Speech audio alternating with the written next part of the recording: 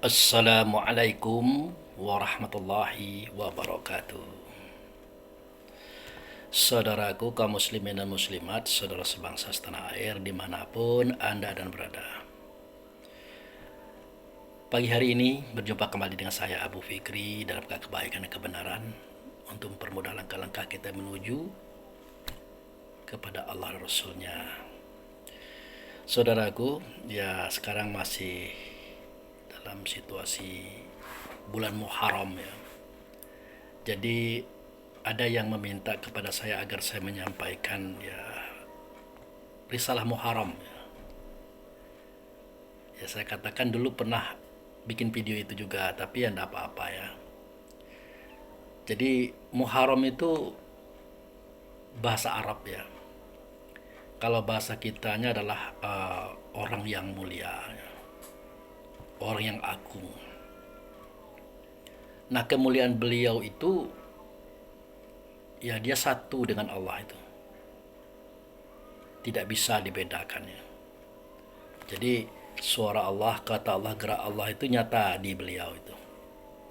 Sebagaimana suara kata perbuatan ruh itu nyata di tubuh kita itu. Tidak satu mili pun yang berselisih gitu. Akhir-akhir gambarannya seperti itu. Coba lihat ketika kita bersuara, berkata, bergerak. Itu kan semuanya kan gerak daripada ruh. Nyata di tubuh. Jadi ruh itu satu dengan tubuh tidak bisa dibedakan. Karena sama persis. Nah kira-kira begitulah cerita Muharram itu. Dia satu dengan Allah tidak bisa dibedakan. Kemudian dia satu dengan Allah tidak pula bisa dipisahkan. Tidak bisa dipisahkan, tidak bisa diceraikan. Karena Allah itu ingin bersuara, Allah ingin berkata, Allah ingin bergerak. Biar nyata keberadaannya. Ia melalui Muharram tadi. Nah, sebagaimana kita kalau ingin dikatakan manusia atau orang hidup, ya begitu. Jadi tubuh satu dengan ruh atau ruh satu dengan tubuh, ya tidak bisa dipisahkan. Kalau dipisahkan tidak lagi orang hidup namanya, tapi sudah berubah nama menjadi almarhum atau orang mati. Gitu. Nah kemudian Muharram tadi dia satu dengan Allah, tidak bisa pula disamakan. Allah itu zat, dia adalah sifat. Sama dengan kita. Ruh itu satu dengan tubuh, tapi tidak boleh disamakan. Roh ya roh, tubuh ya tubuh, beda. Nah kira-kira gambaran Muharram itu seperti itu. Itu saudaraku. Nah jadi Pak Abu Fikri, kami ingin tahu Muharram itu siapa. Nah itu kan yang sering kita baca-baca pada kitab Quran itu. Kita baca Alhamdulillahi. Alif lam itu Allah, hamdu itu beliau. Lillahi bagi Allah dia itu. Dia bagi Allah apanya? Ya sifatnya.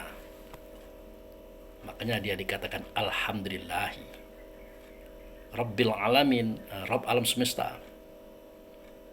Nah, nama singkatnya adalah Ahmad. Itu. Nah, selama dia Alhamdulillahi atau Ahmad, ya sama-sama gaib, sama-sama tidak nyata. Makanya seketika Allah berkata, kuntu khazan mufiya fa ahbabtu khalaqa khalaqam fa bi ta'arafuni. Aku adalah bendahara tersembunyi, aku ingin dikenal, maka aku ciptakan makhluk. Nah kalau aku yang menciptakan tentu melalui hamdu tadi. Nah makhluk yang dimaksud adalah yang terbuat dengan tangannya sendiri, ya, dalam rupa dirinya sendiri, tidak berbapak, tidak beribu, langsung dewasa, langsung gagah perkasa, seorang laki-laki.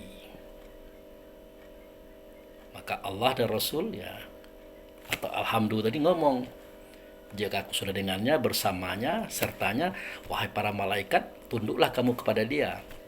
dengan cara bersujud. Kenapa? Karena adalah khalifahku.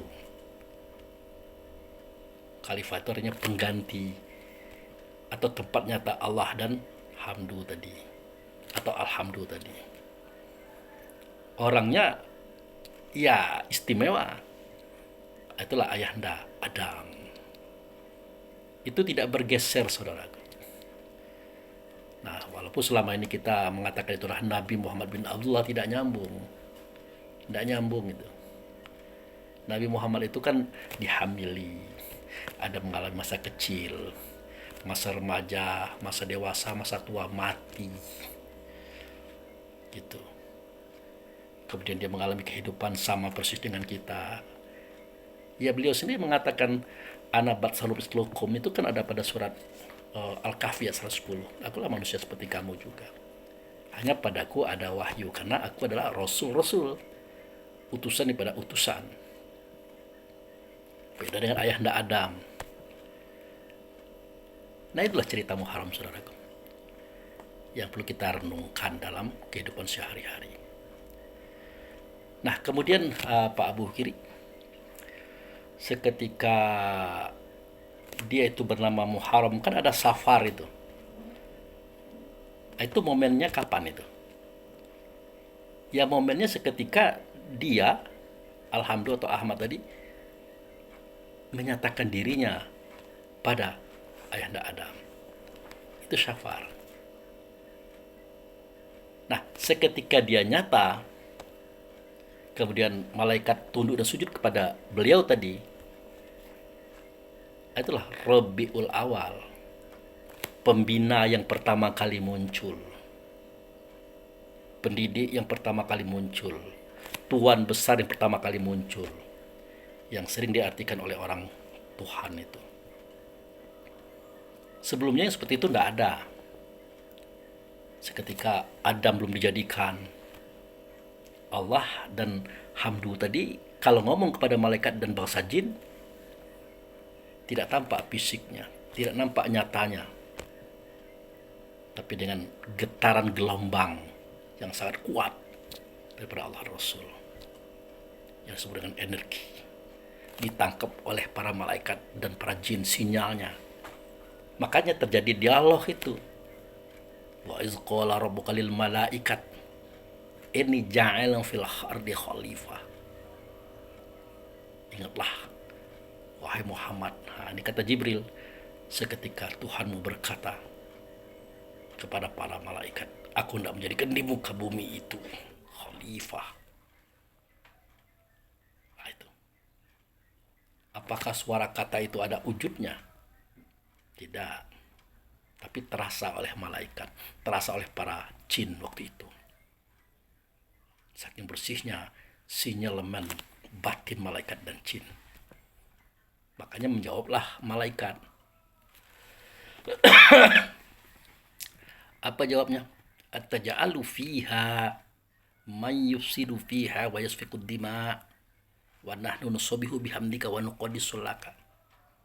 Adakah engkau hendak membuat juga kaum perusak di muka bumi yang bertumpah darahan, sedangkan kami mensucikan, mengagungkan engkau, memuliakan engkau, menyebut engkau dengan segenap kebesaran engkau, keagungan engkau, kemuliaan engkau. Maka dijawab oleh Allah dan Rasul atau Alhamdulillah atau Ahmad, inni a'lamu ma la ta'lamun. Aku tahu apa yang tidak kamu ketahui.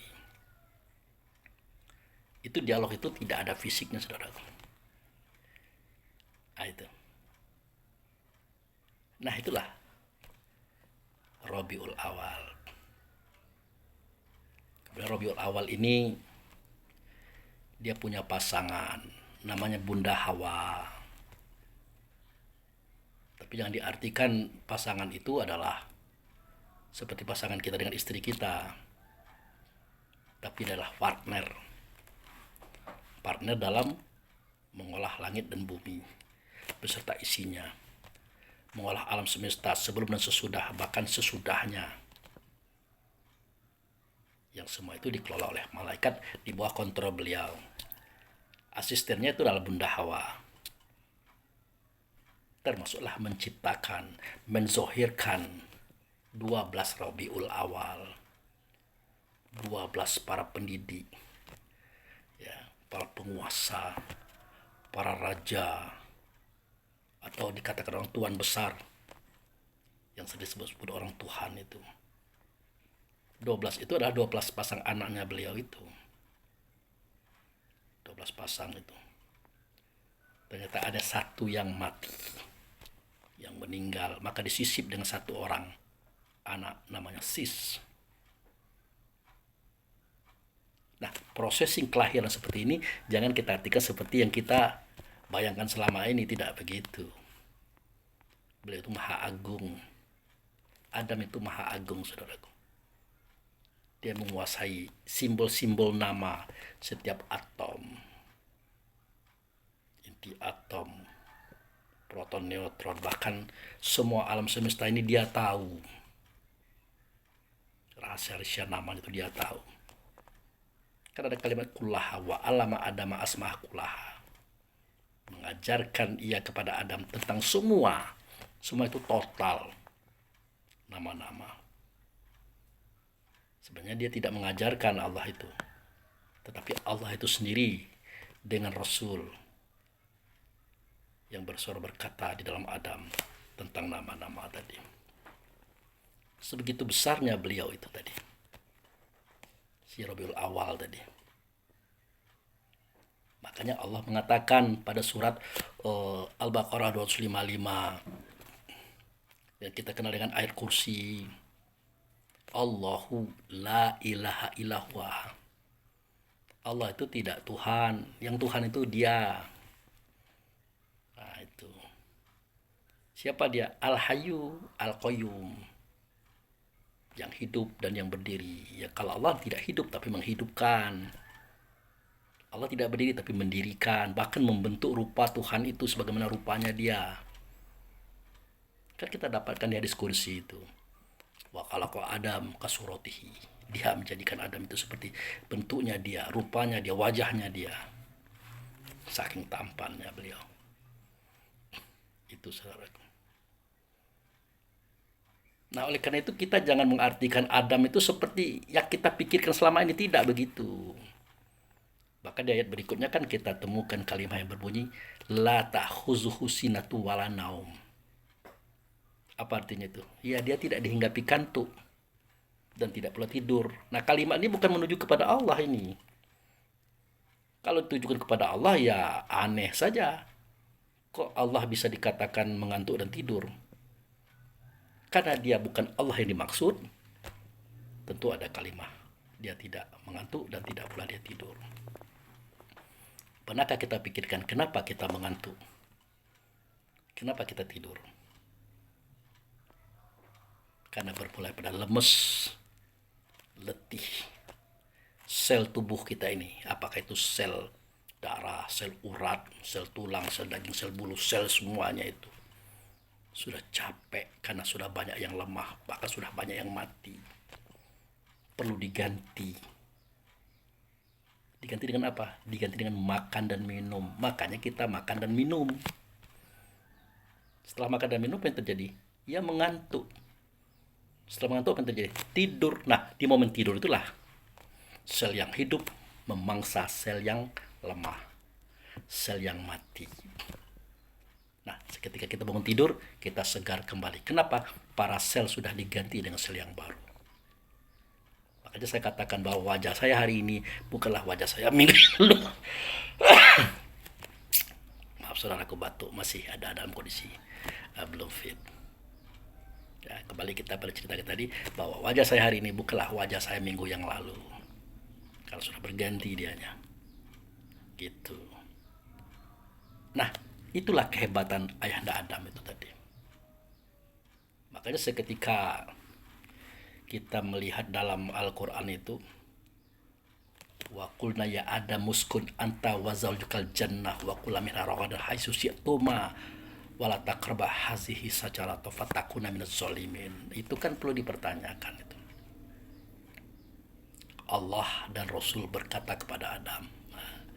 Padahal Allah dan Rasul itu sudah ada bersama Adam. Ya, sudah ada bersama Adam dia itu. Kalau sudah bersama Adam, tidak mungkin malaikat sujud. Ya, tidak mungkin. Ngapain? Gitu. Nah, dikatakan kepada Adam, makanlah, tinggallah kamu dengan istrimu dalam sorga ini. Makanlah segala-galanya itu yang tidak kamu makan. Tapi ingat, jangan dekati pohon ini. Takutlah kamu menjadi orang zalim. Disuruh makan dia, disuruh minum. Padahal dia tidak mengantuk, tidak tidur. Itu persoalannya, saudaraku. Bukan kita menolak, bukan kita mengatakan itu salah, tidak. Tapi tolong direnungkan baik-baik. Tapi bagaimana Pak Abu? Kan dikatakan kitab Quran itu kan kitab suci. Ya, silahkan saja. Tapi kalau menurut Abu Fikri, kitab itu tidak suci. Yang suci itulah kata Muhammad. Kata Muhammad itulah kata suci. Disampaikan kepada kaum dan umat saat itu. Ditulis oleh manusia. Ya, ditata oleh manusia. Disimpan oleh manusia. Selama 23 tahun. Rekamannya ada di atas pelepah kurma, batu-batu, kayu-kayu, kulit-kulit, tulang-tulang, daun-daun. Nah, itu bahkan juga ada kertas juga.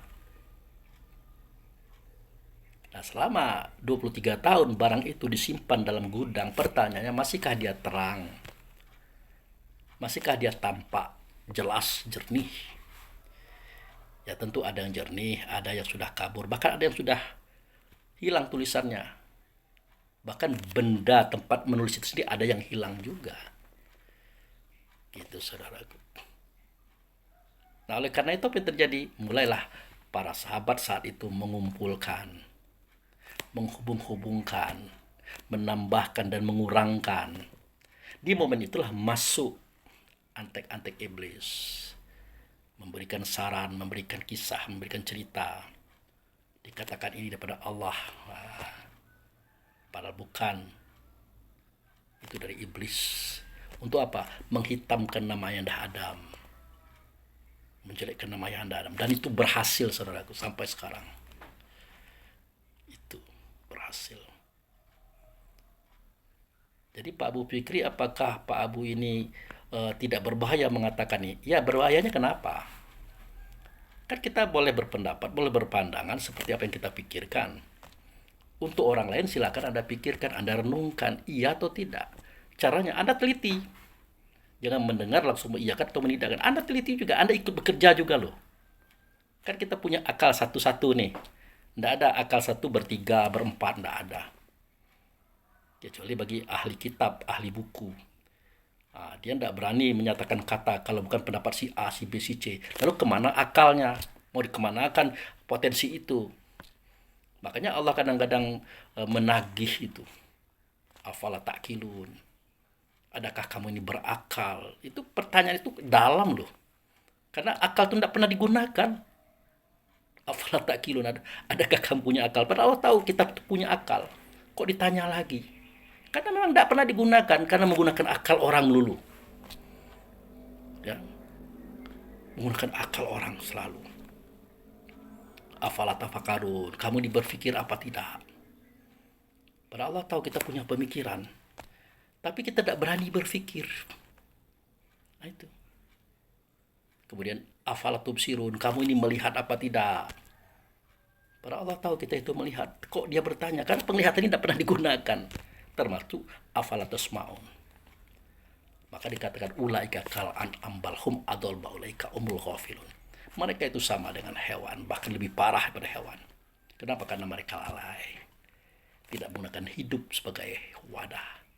Tidak menggunakan waktu ataupun alam sebagai tempat.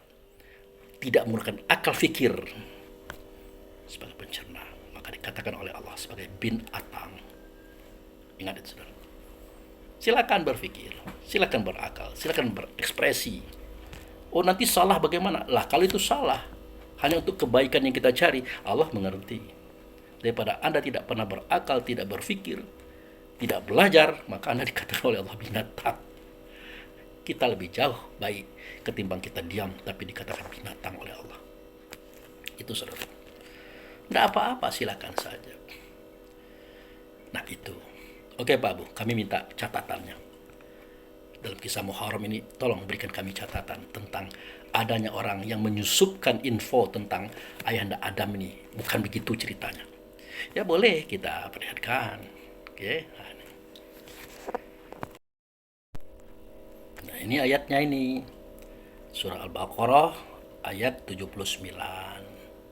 Ya. Nah kalimatnya berbunyi begini. Fawailul lillazina yaktubuna kitaba biaidihim summa yaquluna haza min indillahi. Kan jelas kalimat itu. Celakalah orang-orang yang menulis kitab itu dengan tangannya, kemudian dia katakan ini daripada Allah. Padahal bukan. Jadi indikasi ini harus kita pegang. Ini terjadi dalam momentum di mana semua kata suci para nabi dibukukan, ditulis ulang oleh kaumnya. Ini terjadi, saudara. Boleh kita curiga? Ya boleh. Karena ada hal yang bersifat antagonis, berlawanan antara ayat satu dengan ayat yang lain. Boleh. Oh berarti Pak Abu tidak percaya kitab Quran. Kitab Quran yang mana?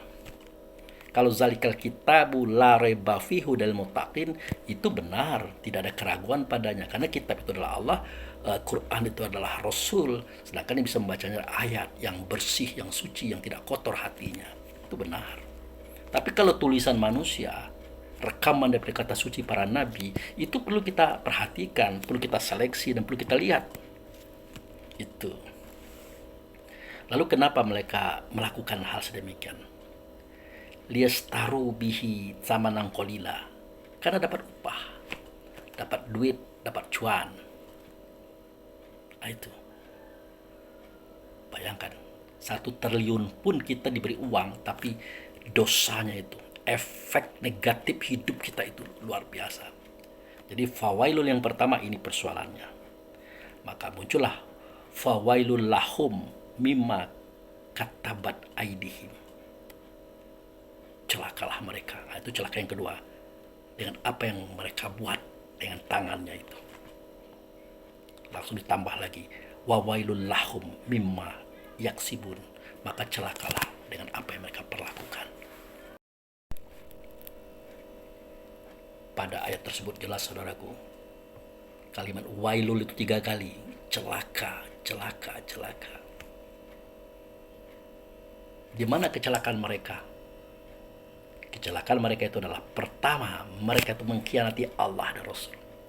Allah dan Rasul loh yang dikhianati. Yang kedua, mereka menjadi antek iblis. Jongosnya iblis karena dibayar dengan uang. Yang ketiga, dia memanipulasi sejarah. Dia menipu kaum dan umat sampai hari kiamat.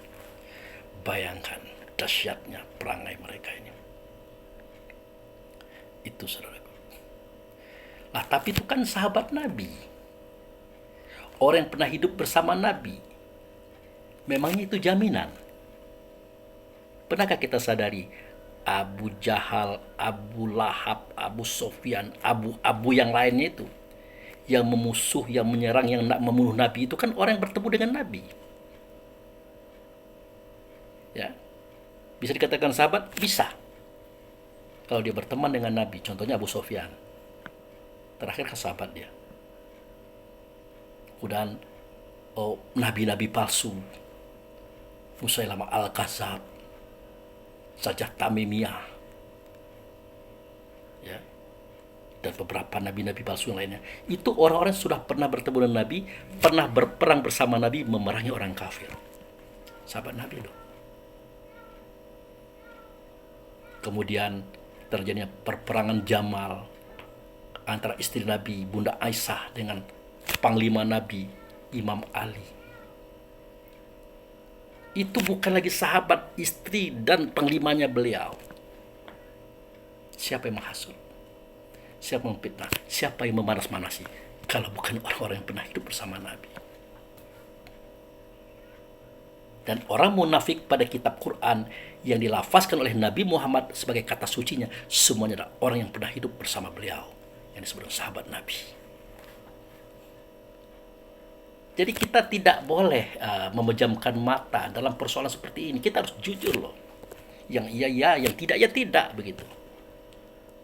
Itu saudara. Nah, tapi Pak Abu, apakah ada ayat lain yang mendukung persoalan ini? Ada. Nah, ini contoh surat Ali Imran ayat 78. Kita baca ya. Ini maaf saudaraku, bacaan bahasa Arab saya itu tidak sepasih para qori, tidak sepasih para hafiz. Tapi insya Allah apa yang mereka baca, inti bacaan itu insya Allah kita diberitahu oleh Allah Rasul. Jadi jangan terlalu jadi penilaian lah cara saya membaca. Apalagi saya belajar kitab Quran ini ya, membacanya itu umur 18 tahun loh. Ya bukan tidak diajari dari anak-anak, diajari, tapi kan namanya anak-anak. Hobinya main, hobinya bohong, hobinya bolos. Ya namanya anak-anak. Gitu. Tapi setelah usia 18 tahun saya mulai belajar cara membaca.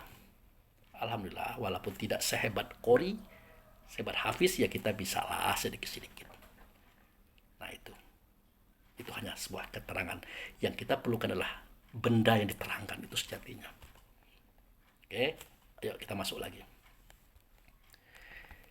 Di sini ada kalimat yang berbunyi wa inna minhum lafariqan yalwuna alsinatuhum bil kitabi litahsabuhu minal kitabi wa ma huwa minal kitab.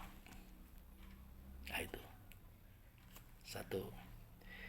Yang kedua, wa yaquluna huwa min indillahi wa ma huwa min indillahi.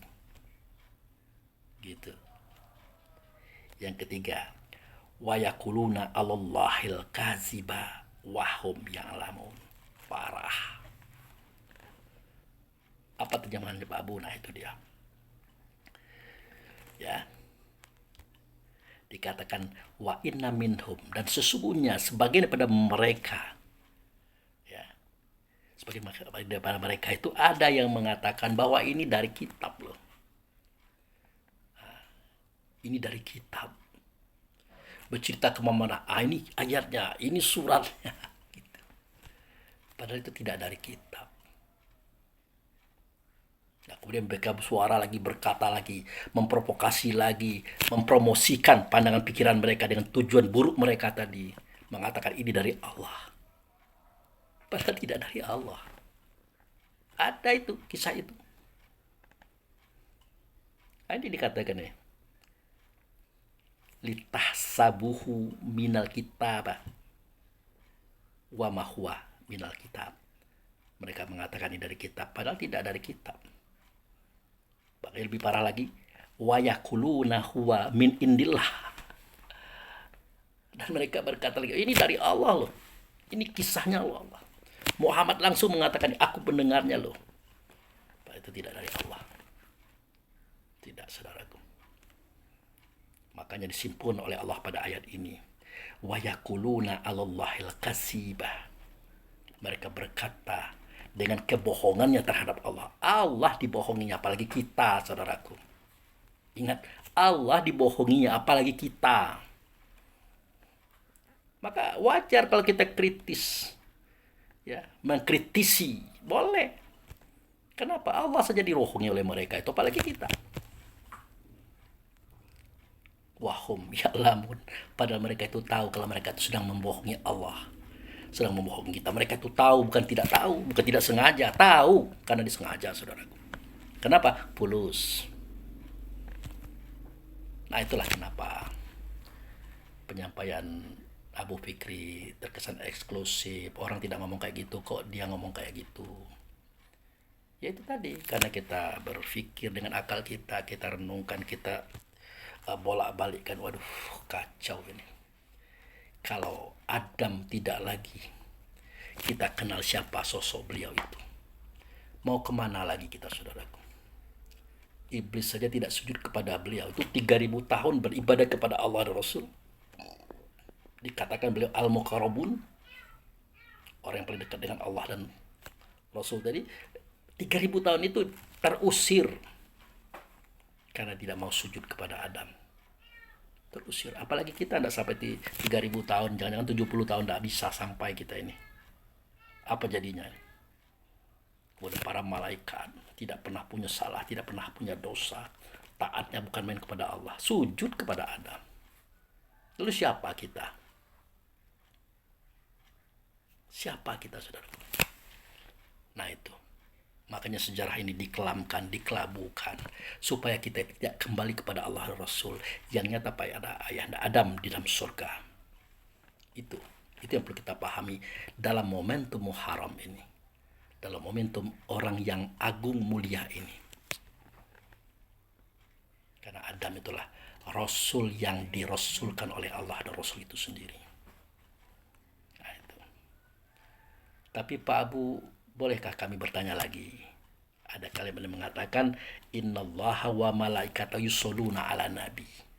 Ya ayyuhallazina amanu shollu alaihi wasallimu taslima. Ya silahkan saja, tidak apa-apa. Sesungguhnya Allah dan malaikat sudah bersolawat, artinya sudah berhubungan. Sudah artinya sudah selesai. Terdahulu dia berhubungan dengan dia yang di atas nabi. Itu Rasul. Rasul yang mana? Rasul, bukan. Rasul yang dirasulkan itu cuma satu orangnya. Nah, Rasul yang dirasulkan ini adalah Adam. Dia mengutus pula putra-putranya itu menjadi rasul-rasul, nabi-nabi, wali-wali, raja-raja. Nah, itu. Nah, yang berhubungan Allah dengan dia di atas nabi atau harus dia yang dirasulkan itu ya Adam itu maksudnya. Kan sudah kita ceritakan hubungannya bagaimana. Kalau Nabi Muhammad tidak pernah berhubungan dengan Allah, tidak pernah. Allah berhubungan dengan dia, tidak ada. Nabi Muhammad itu berhubungan hanya sebatas Jibril, saudara. Sebatas Jibril. Oh, tapi di Isra Mi'raj Pak Abu, dia ketemu dengan Allah, mana ada? Tidak ada. Sewaktu dia bersama Jibril, tidak naik Sidratul Muntaha, Jibrilnya tidak mau. Kenapa? Selangkah aku melangkah, wahai Muhammad, selai rambut aku terbakar. Kata siapa? Kata Jibril. Kita pegang kalimat ini. Sementara seketika Muhammad menghadap kepada Sidratul Muntaha di ufuk yang tinggi, dia melihat Jibril malah. Dan Jibril itu dekat dan lebih dekat lagi. Kan gitu. Maka Muhammad melihat wajah aslinya Jibril. Pernah dia lihat di waktu yang lain, di tempat yang lain. Ternyata itulah di langit yang pertama tadi dia lihat. Itulah ayahanda Adam, saudaraku. Beliau adalah laki-laki perkasa Tuhan. Dalam bahasa Ibrani namanya Jibril. Dalam bahasa Arab Jibril. Maka tidak satu pun putra-putra beliau menjadi rasul-rasul, nabi-nabi, wali-wali, raja-raja yang tidak beliau iringi dengan wahyu-wahyu Tuhan. Nah, itu ceritanya itu. Maka ya kalau hubungan Allah dengan dia ya seperti itu. Hubungan malaikat bagaimana? Ya tunduk dan sujud kepadanya. Langit dan bumi serta isinya sebelum dan sesudahnya diatur oleh Allah Rasul melalui Adam. Pelakunya siapa? Para malaikat. Makanya mulai daripada zaman Nabi Nuh, ya, Nabi Hud, Nabi Saleh, Nabi Lut itu terjadinya bencana macam-macam. Ya, kehancuran negeri. Itu semuanya dilakukan oleh para malaikat. Atas perintah siapa? Atas perintah Jibril atau ayahanda Adam. Itu saudaraku, hebat ayahanda Adam itu. Cuman kita aja yang lupa dengan dia. Kita disuguhi informasi palsu. Ya, hadis-hadis yang dikatakan sahih, tapi setelah kita renungkan kok kayak gini, kayak ngono. Oke ya. Nah, jadi itu sajalah saudaraku. Saya tidak mengada-ada, tapi renungkanlah apa yang saya sampaikan. Tidak ada untungnya saya mengatakan ini. Tidak ada saya diupah siapapun. Tapi renungkanlah baik-baik. Kita datang dari Allah akan kembali kepada Allah, itu sudah pasti. Datang daripada Allah apa? Tubuh kita dari Adam, roh kita daripada rohnya Adam. Roh Adam itu ada alhamdu. Nah, kita ini turunan hamdu. Jelas kalimat itu, saudara. Kita dari surga akan kembali kepada surga, itu jelas, saudara. Mau kemana lagi selain pada surga? Makanya hari ini kita sudah mulai memupuk surga itu ada pada diri kita, yaitu kebahagiaan, ketenangan, ketentraman, keselamatan. Jauh daripada huru hara, kebencian, iri dengki kita kepada siapapun. Gitu. Oke, demikian, terima kasih. Wabillahi taufiq wal hidayah. Assalamualaikum warahmatullahi wabarakatuh.